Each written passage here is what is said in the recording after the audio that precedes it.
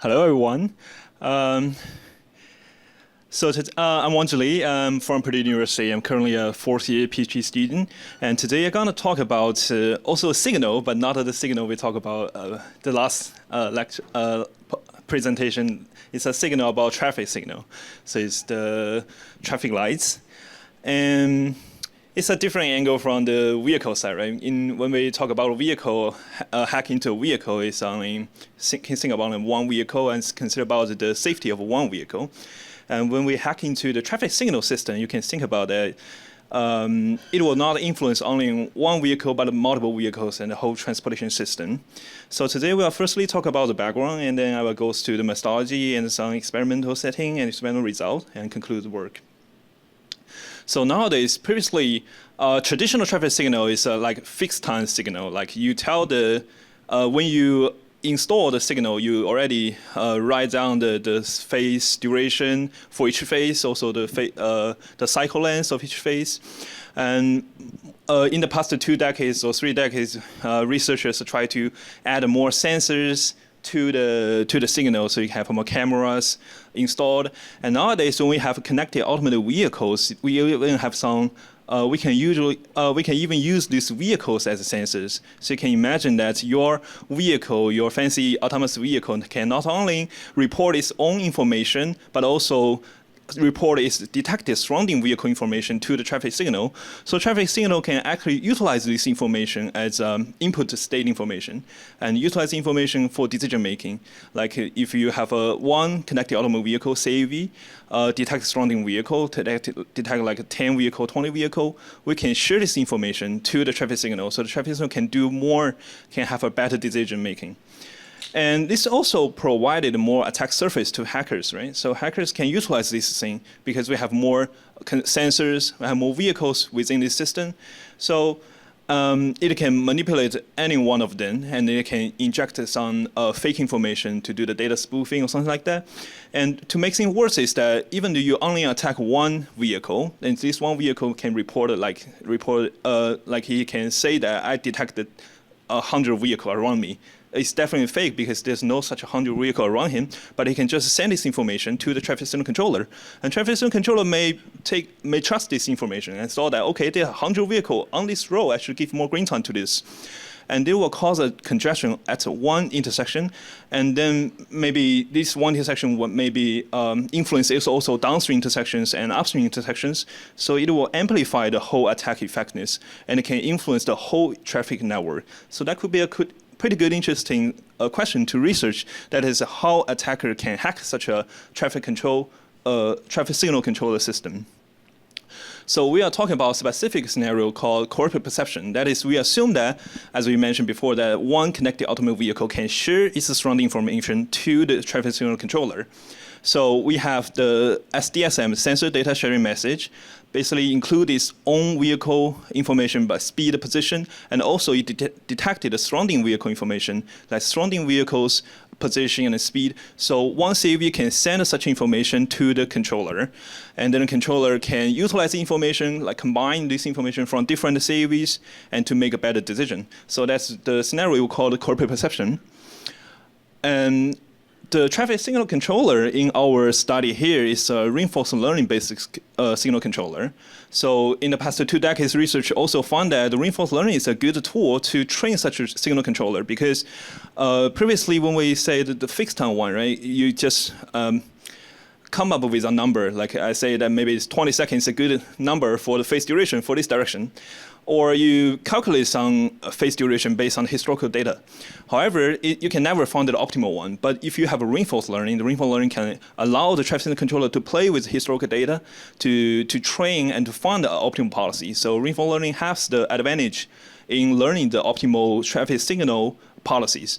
So more and more work thinking about this, but none of them touch or only relevant touch the security of such a system. So we took the reinforcement learning-based signal control system as our target system here. And for such a system, we have the state, basically the input of such a system. We have the number of vehicles, average speed, and also signal duration and signal index. And the action of such an agent, basically the output of such a system is either switch the phase or stay the current phase. The switch phase means that given a phase sequence, you decide to, okay, I think it is good enough, long enough for this duration, for this phase. Maybe I should proceed to the next green phase. And stay is that I feel like I should extend more green time to this direction. So that's a stay. So basically output is 0 or 1. 0 means switch, 1 means stay. And we can also design some reward to train such agent, but since in our case here it's already well trained, so I won't touch this. Then we'll talk about threat model. So as we mentioned that the SDSM, right, can contain its own vehicle information, but also surrounding vehicle information. And the next thing is that what if an attacker can hack into such a system and maybe compromise to get a compromised CAV, and it can send a falsified SDSM. Then what's going to happen is that the hacker can have one falsified SDSM, and it can mix with the benign SDSM, and it's hard for the controller to tell which one is the benign one, which was the falsified one, so he trusts all of the information he received. And then the controller may make the wrong decision because it's misled by the falsified SDSM.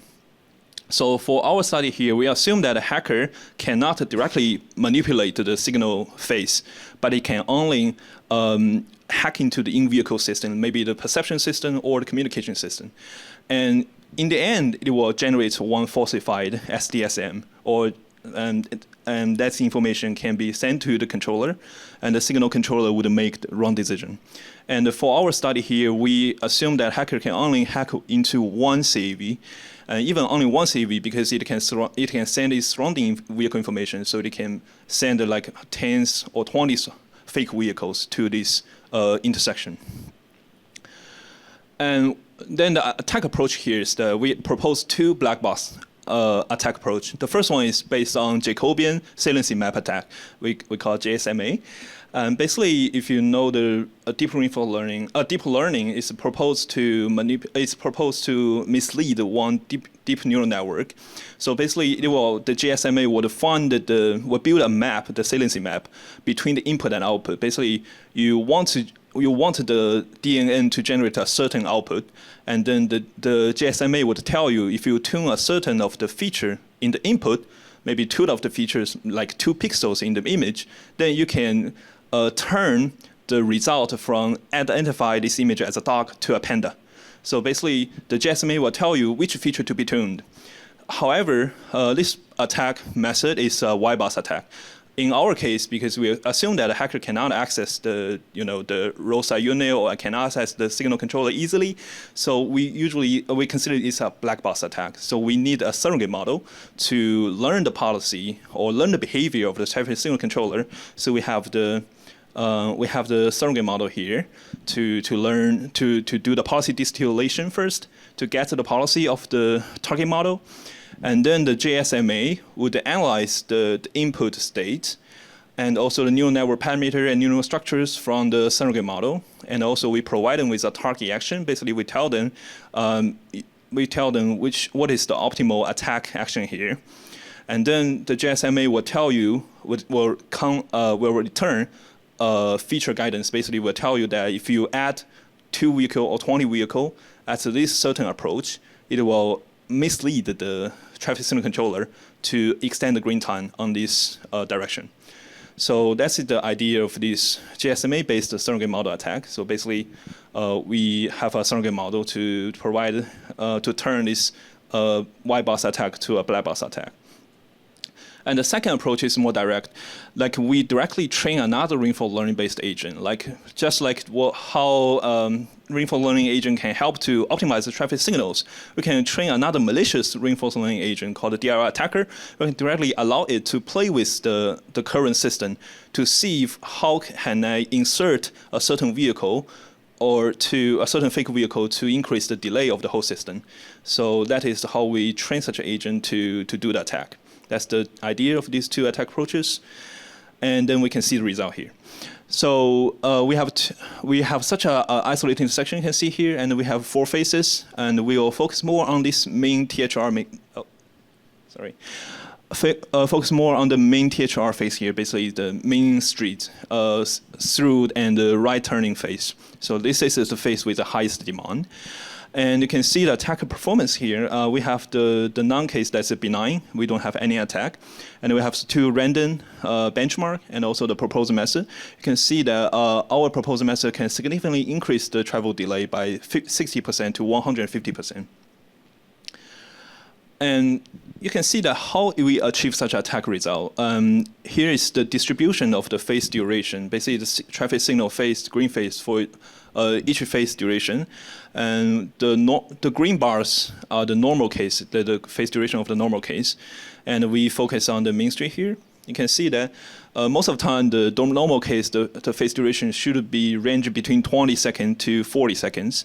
However, under the attack of the JSMA, the green phase duration shortened to 10 seconds. You can see a lot of blue bars here. It's classed at 10 seconds. And for the DRI attacker, it mislead the agent to have a 40 seconds green phase for this direction.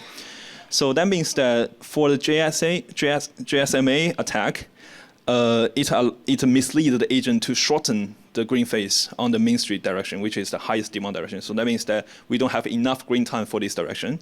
So that means a lot of vehicle may gonna accumulate on this direction, cause more delay. And for the DRI attacker, it finds that we can give a lot, as long as possible for the green phase for this direction, so we can cause more congestion on the side street. So they found two different attack policies. And then we can see how the agent achieved this. So for the GSMA-based attack, it chooses to add more vehicles to the side street. So that means if you have more vehicle waiting on the side street, the agent may tend to cut the current main street direction and try to give more green time to the side street, even though there's actually no vehicle on the side street.